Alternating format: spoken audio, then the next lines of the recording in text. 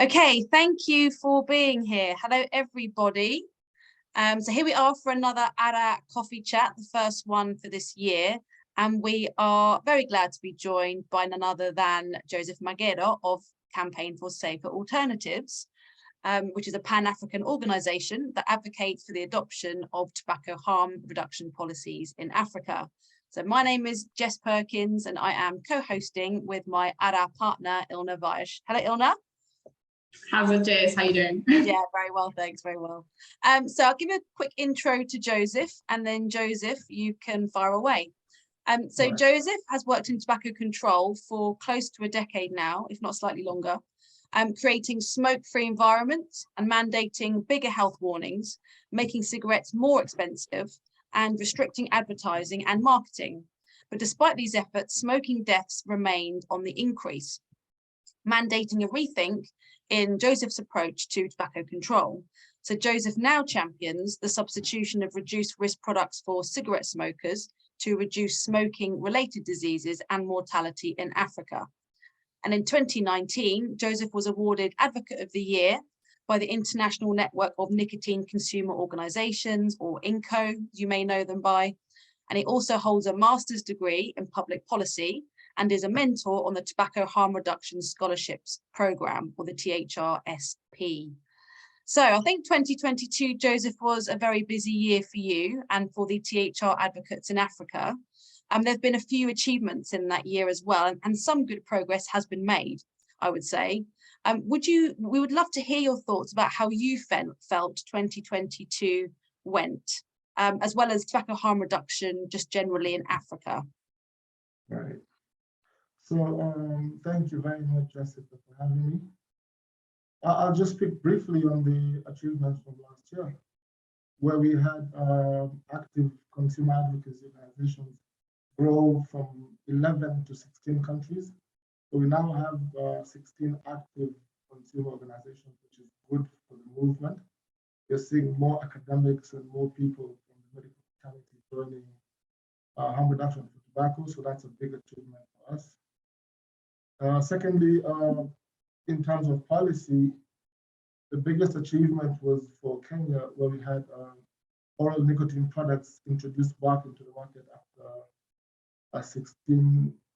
18 months actually, suspension of the products. So that's also a very significant achievement, because now we have smokers in the country that have these products available to them to make safer nicotine alternatives, and they can actually get to choose some of these products. The major thing that happened, which was a big win, was for medical doctors. We have more medical doctors endorsing harm reduction for tobacco products. A few really renowned doctors from West Africa, from North Africa, and also southern part of Africa endorsing harm reduction products. This is significant because you must understand that when policy is made, governments normally talk to medical doctors as well as policymakers so they can understand what these products are all about. So the more doctors we're getting involved, I think that's better. Do you mind just sitting a bit closer to the microphone on your laptop, Joseph, so we can hear you a bit louder? That'd be great. Oh, thank you. Yeah, so I think what you said about the oral nicotine products being reintroduced into the market in Kenya was a really big win. Can you remind us as to when that happened and actually what was involved from you personally? What did you do to help with that? And what did advocates do to really influence that outcome? Well, okay. So we got a lot of people that used to use these products before they were banned. We conducted a survey of about 200 oral nicotine products users, and we got them to send testimonials. We also sent letters directly to the previous government, which is in place. And we got to host a conference last February and made a lot of noise in the media, and I think that really helps to paint a picture of what this product is all about. And as soon as that was clear, the government began to understand what it was. Were there any sort of major disappointments from 2022, do you think? I know you had some wins, but anything that we didn't achieve as advocates in Africa? I'm not going to speak about the advocates. I will speak about what's happening now, which is that we have a lot of illicit disposable electronic cigarettes. And this is because there is really no regulation in most countries. And we're getting to see products from China that we don't know what's in the product. We don't know what nicotine content is in the products. We don't know where they're coming from, and they're not regulated. So that can create a backlash to us as advocates. And I think that's something that needs to be addressed as soon as possible, because some of these products are leaching, some of them have nicotine content which is too high, like 45%, and that could do more harm than good for the cause. So I think there is really urgent need for regulation, especially for the disposable electronics. Cool. Ilna, do you have any comments or questions at all for Joseph? But all very, very interesting, valid and important points. No, definitely. I think that the work that Joseph is also contributing towards, especially in Upper Africa, has been fantastic. And I would actually love to hear about, I know this might be a little bit taking you back on memory lane, but also especially like what influenced you to get started in all of this, because everyone has a breaking point, everyone has a starting point, but to stand up against such a big organization, such a big, no in the world of harm reduction, what made you decide to actually take this path and actually fight this fight? Well, in a nutshell, I personally was a smoker. That's how I got into tobacco control. Joseph, sorry, I can't hear. Ilna, is it me? But I can't hear Joseph much at all. I'm having a hard time as well, a little bit. Yeah, if you can just. Should I use the? Yeah, try that. Yes, please, because it's kind of hard to then think of questions to put off because I can't hear everything you're saying. Give me a minute. Let's see if this works. No worries. These things happen. These things happen. Technology, eh? Yeah. We love it, but we hate it at the same time. I'll say something again. Can you hear me with this one? Oh, much better. There we go. Much better. Yeah, so I think, Ilna, yeah, you made a really I can't great... hear you. Oh, goodness. Yeah, I can hear you now. Yeah. There we go. Yeah, sorry. No worries, no worries. Right. Yeah, so you were saying you were a smoker. Oh yeah, so how I got into harm reduction, I joined tobacco control out of me personally trying to quit smoking. And that was, I think, in 2012, 2011. And in the process, I began to come across material from, especially England, that was talking about harm reduction. And so when I began to introduce this material to our organization in tobacco control, they became a bit uncomfortable. And unfortunately, they dismissed me from the organization and I was cut off from tobacco control. So I continued to write about harm reduction, and that's how initially I made a transition from tobacco control to harm reduction. And I've been doing that now for the past, I think, 6-7 years now. And in terms of this year, Joseph, I know that you summarised some of the achievements from last year. Now all nicotine products are back on the market in Kenya. What is coming up this year in terms of regulation, policy changes, any submissions that are being called for? The major one we're looking at is South Africa. They have a new tobacco control bill that has been tabled in Parliament. Yeah. My only fear is that they're asking for products such as electronic cigarettes and other harm reduction products to be taxed the same as cigarettes, which beats the purpose really. So if we can get it right in South Africa, normally what happens with policy in Africa, it's normally a copy paste. So if South Africa get it right, you will begin to see more countries begin to adopt the same policy. So we're really pushing for their policy to be on point, and we can follow up from that. So is this the same? So there's going to be there's a proposed tax increase on oral nicotine products in Kenya. Is this kind of related to the same thing, or is this separate? This is separate. Completely separate, yeah. Oral nicotine products in Kenya have been they've been allowed into the market, but they keep adding taxes every year, and that's also not a good thing, because the only thing government looks at is money. They're not looking at the benefits of these products and what the products are about. What we're trying to do is make the smokers to shift from traditional cigarettes to safer nicotine products. So if you keep taxing them, you're really discouraging from making that switch. So why don't you tell our audience about the deadline for the submissions and what the process will be to educate the government about all nicotine products? The deadline is set for the 7th of February. And what you can do, I'll provide you an email where you can send your submissions. We're already collecting a lot of testimonials from oral nicotine users in Kenya, and we're sending them to the Kenya Revenue Authority. And if they can consider our submissions, then they can, hopefully, these taxes will not be added onto safer nicotine products. So yeah, there's an email we will provide. I'll give it to you, and then you can paste it on the video. Yeah, we'll post in the description box beneath the video where you can submit any comments precisely. Right. Okay, any comments from Ilna at all, or should we move on? We'll definitely move on. I think one thing I do want to just find out with regards to the deadline, who can do these submissions? Can anyone, me sitting in South Africa, can I also go and submit a testimonial, or is this something that is closed specifically to a population? Well, I think what is more practical is if you get submissions from within the country. I think that would be more practical. For sure. Yeah. Absolutely. Cool. So as we know that misinformation is a big issue, which we're trying to combat a lot with promoting good quality science and evidence in tobacco harm reduction.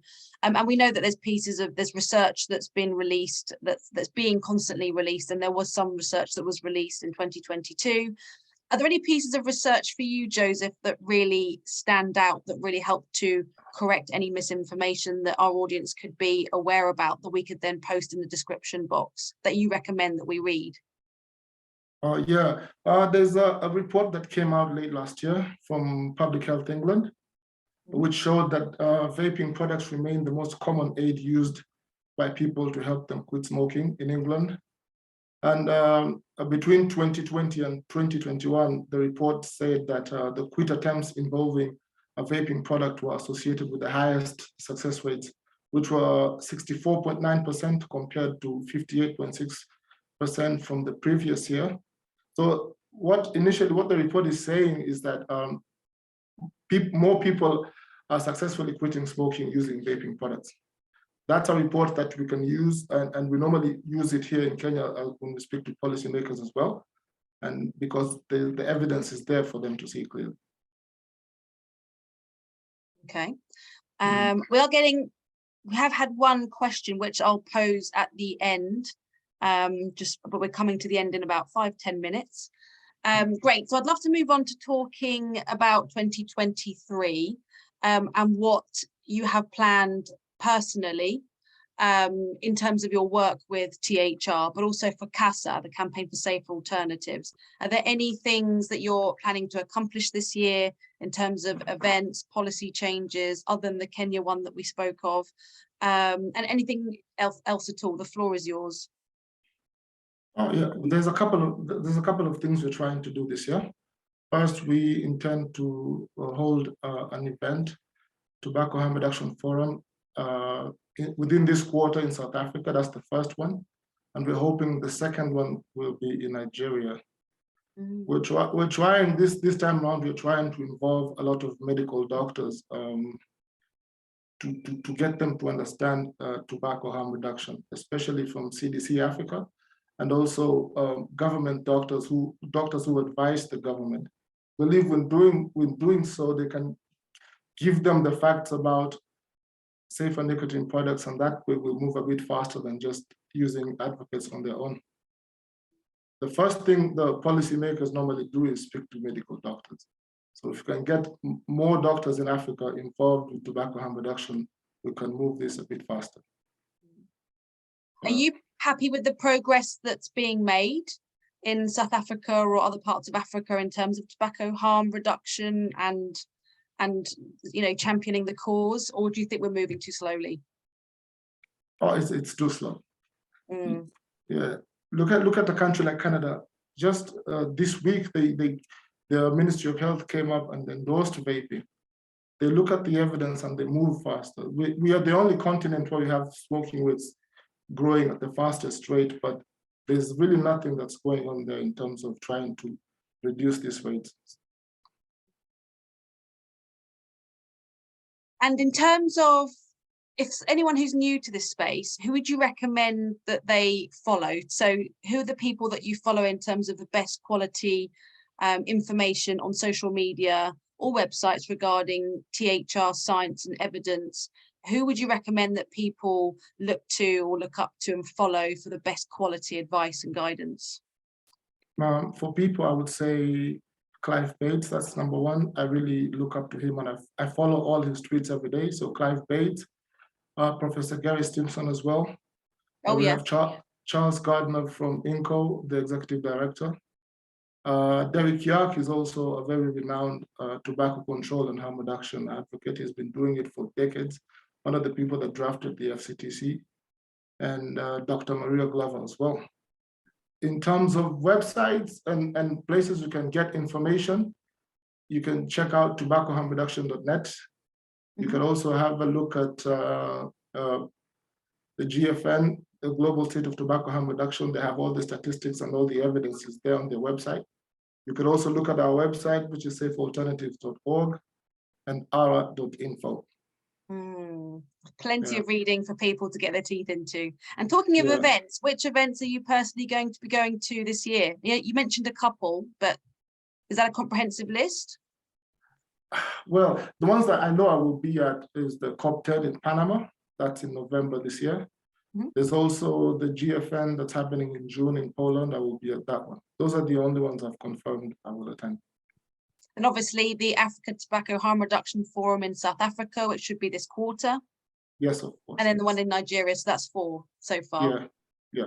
Okay. That's quite a nice geographical region you're covering there, from Panama to Nigeria. All right. Anything else from you, Ilna? Anything else at all? I've just nothing from me. Sorry, I was thinking about the Q&A section. There was a really good question in there, but we'll get to that in a second. But yeah, for me, nothing else. I just love being able to hear also, especially because, of Joseph's journey and what he's been able to achieve in this space. And I'm really, really looking forward to what you accomplished this year and the pieces that you can get moving. And Joseph, your media appearances have been on the rise. Last year, you were on 3 or 4 TV interviews, right? And then recently a radio interview. Right. So you are getting more media attention with your story. Yes. But most of the media normally contact you around World No Tobacco Day. A lot of them, they reach out during that period. So around April, May, you'll see me appear in a lot of this organizations. And World No Tobacco Day is the 31st of May. So we'll be doing lots of, creating lots of great content and webinars around that as well. Right, should we ask the questions, Ilna? We've got a few Q&As there. Would you be happy to do that? Yeah, sure. The panel's just not popping up for me for some odd reason, Jess. So I can see them. Okay, so we have Kurt Yeo, who is very active on here. Thank you, Kurt. Thanks for being here. So Kurt says, good to be here. Joseph does great work. And then the question is, in Joseph's opinion, how do we convince policymakers to look past the World Health Organization? That's a great question. I think the best way is through medical doctors, because you cannot argue with science. I think some of them label us as front groups because some of us are not medical doctors. So whatever we tell them, they believe that we've been sponsored to say. But if we can conduct research from here in Africa and involve more medical doctors, I think that will go very far in moving the cause forward. Mm. Like, for example, I'll give you the Philippines, where it took a few medical doctors to speak to them and show them the evidence. They listen more to medical doctors. Yeah, you're right. Mm. Great. Okay, I think we'll wrap up there then, if there's no more questions, which I can't see any. We'll release some mini clips from this webinar with Joseph on our AHRA YouTube channel and Twitter page. Thank you everyone for tuning in who have joined. Thank you so much, Joseph, for being available. We'll definitely do a follow-up with you, perhaps once the bill has passed and we can see what the outcome of those submissions is post-February. Right. And yeah, watch out for our channels, because Joseph is going to be doing lots of writing, more op-eds, more more opinion pieces, more press releases, etc. So we'll be publishing a lot of Joseph's content on our website as well at our.info. Okay, thank you so much. Thanks, Ilna. Thanks so much, Jessica. Thanks, Thank Joseph. You, Great to see you.